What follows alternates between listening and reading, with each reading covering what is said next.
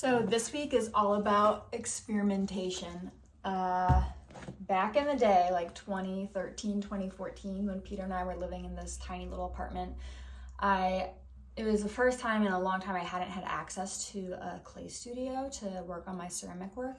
So I started making these little objects from chocolate molds that I could just find at my local craft store. And I started using concrete as a way to continually work three-dimensionally without being able to fire my stuff in a kiln. And I've been thinking about that a lot. A lot of my early work from college was really influenced by street art. That's how I got into stencils. And I love the matte texture of concrete. And then, it's the like really sharp imagery stenciled onto that. So I've been thinking about that in terms of my Mind Blooms collection and thinking about the figures, if they were on concrete and, the flower hair, like what if that looked like a wheat paste that was then on top of the concrete. So I'm gonna play around with it. I got a silicone mold of a vintage oval frame and I'm gonna do the first test run.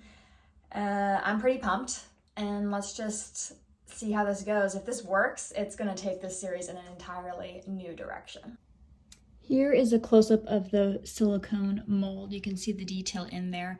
It's not exactly how I wanted it. Oops. Because this was designed without having the backing, but I want to be able to create my artwork on that backing. So I have cardboard layered, then a layer of parchment paper, and then this weighted wire that will sink the nuts will sink into the concrete, and then that will be how you hang it.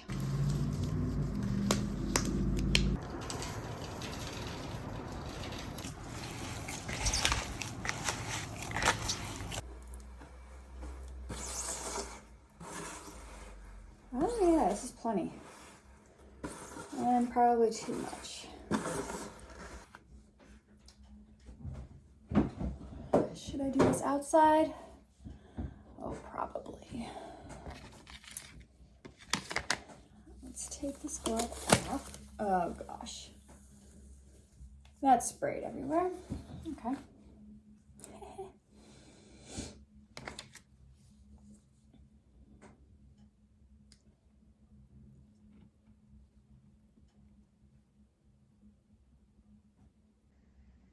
Paintbrush is carrying the team right now.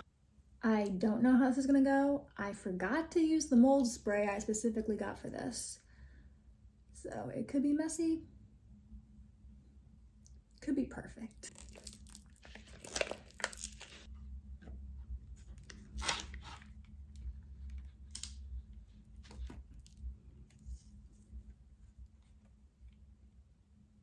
Wow. All of the tape is removed. I did lose that part because that's where the tape was leaking the concrete through to the other side, so that pulled away. But with the leaking, the cardboard is secure in the oval.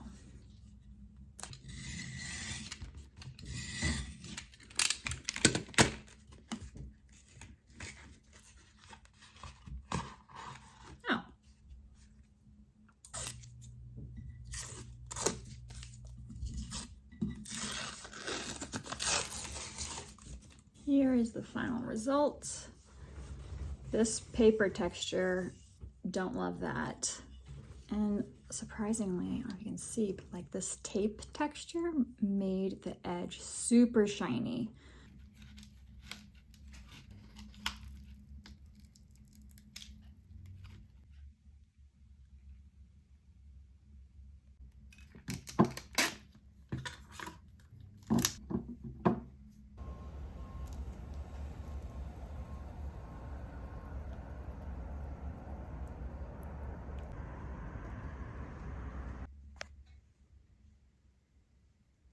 The first stencil did not go as planned.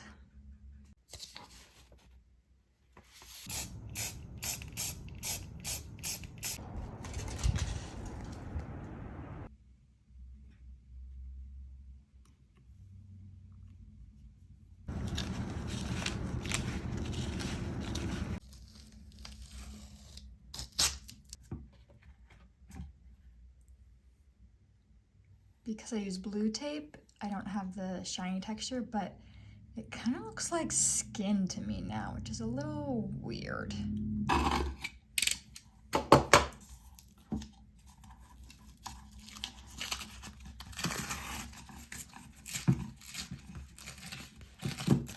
Believe it or not, I was actually kind of aiming to have some cardboard texture. It's totally adhered, so I'll have to soak it off with like some water.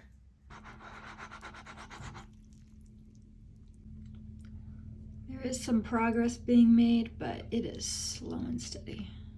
Here are the 3 tests on this snowy Friday morning. The first one, I actually ended up really liking the rippled texture behind the figure. It looks like fabric to me. I don't know if I will do the figure as a charcoal drawing. I couldn't quite get the contrast I wanted. The second test, there was much more contrast in the figure because I did that stencil test. I think it's a little harsh, so I'm gonna play around with color on that. And then the third test, not sure that I will do that cardboard again. That's kind of messy. I think parchment paper is where it's at.